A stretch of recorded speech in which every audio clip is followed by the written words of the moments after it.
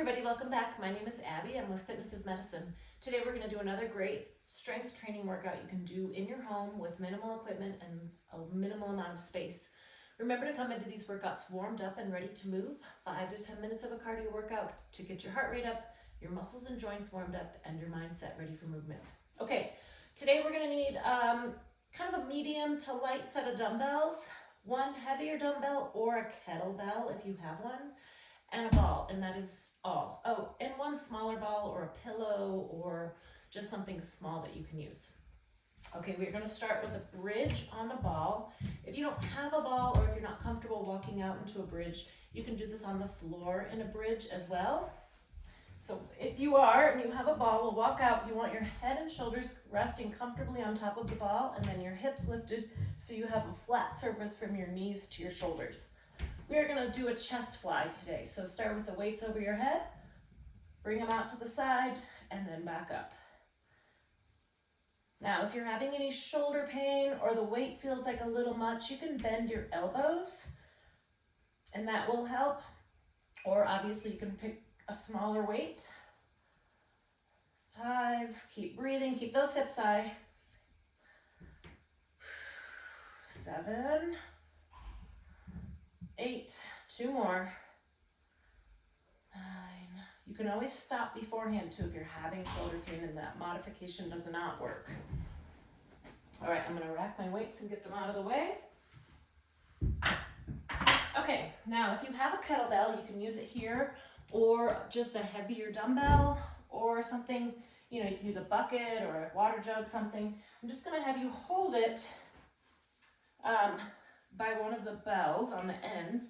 We're going to do squats. So all I want you to do is just drop that weight between your feet and come back up.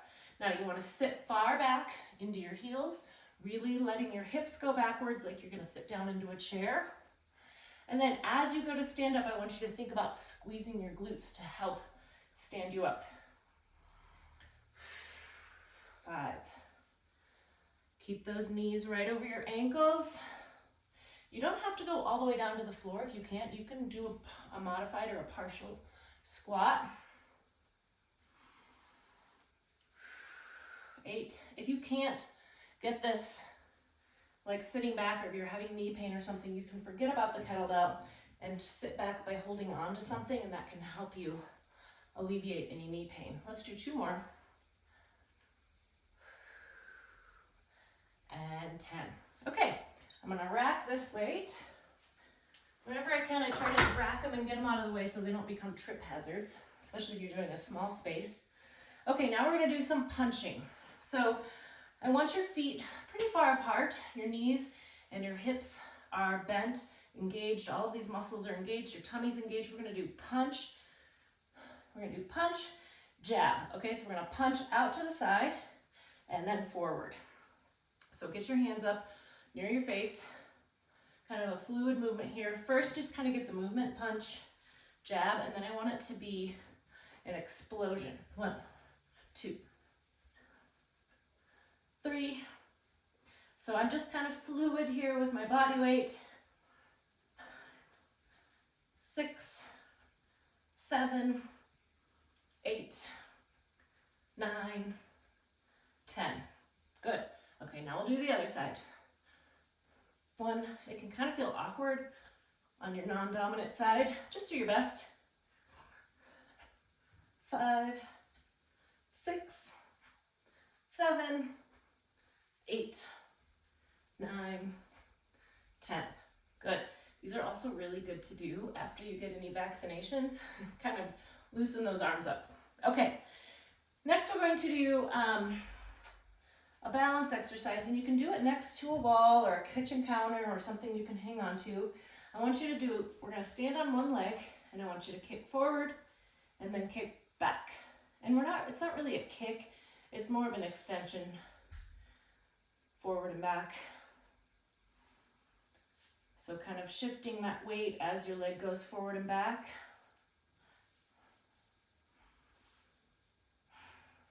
Stand tall.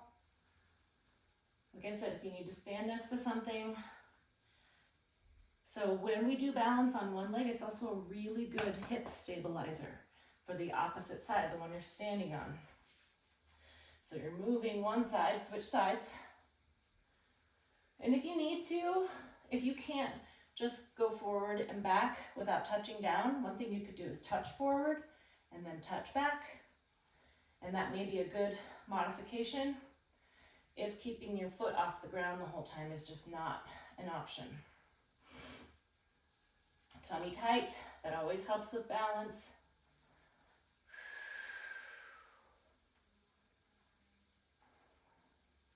One more each way, and 10.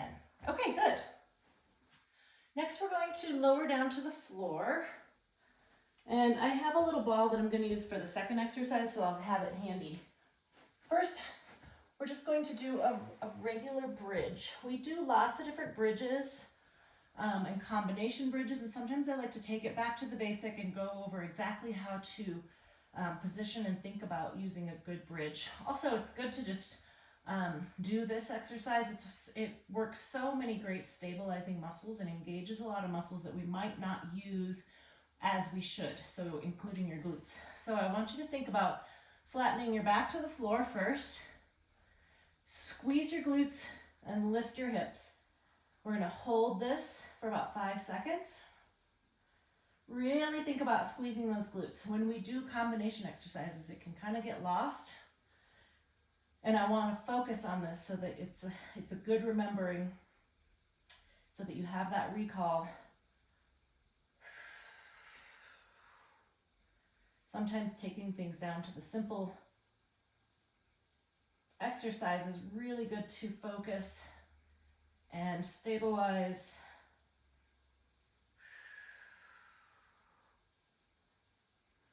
Remember, each time, flatten your back, squeeze your glutes, lift your hips. You're pushing through your heels. Sometimes I have to remind people they want to kind of push through their toes. Here you want to be pushing through your heels. This is also a good hamstring exercise. You may be feeling that in your hamstrings as well as your glutes. Flatten, squeeze, lift. Breathe, don't hold your breath. Let's do 3 more. Flatten, squeeze, lift, pushing through those heels. Should be feeling that burn a little bit in your glutes, maybe a little bit in your hamstrings. And rest. Okay, now we're gonna grab this ball here. It doesn't have to be anything fancy. I just have like a playground ball. You can use a pillow, you could use a fit ball, you could use anything. We're gonna do a ball pass. So with this one, again, I want you to think about flattening your back, and we're gonna try to hold that. Now we're gonna lift your knees and pass the ball back and forth between your hands and your knees. Your hands and your knees do the same thing each time. When you get to that extension part, that's when it can become hard to hold your back flat to the ground. So if that is not working, or you're having back pain with this, you can keep your knees as bent as possible here. That will help. And then also, if you need to, you can put your feet down. Try not to. You can either tap or just not touch. But if you need to, you can put your feet down. Give your back a little bit of a break. Conversely, if you want a little more challenge and your back is doing good, you're able to hold it, you can straighten out your knees. Gives your abs a little bit more involvement. 1 more. And rest. Good. Okay. So like I always say, go through these 1 or 2 more times, add a little cardio in between, get your heart rate up, make it a great full calorie burning, full body workout, and then follow with a good cool down and stretch. If you have any questions or need any modifications, please feel free to reach out privately or leave a message in the comments. Have a great workout, everybody. We'll see you next time.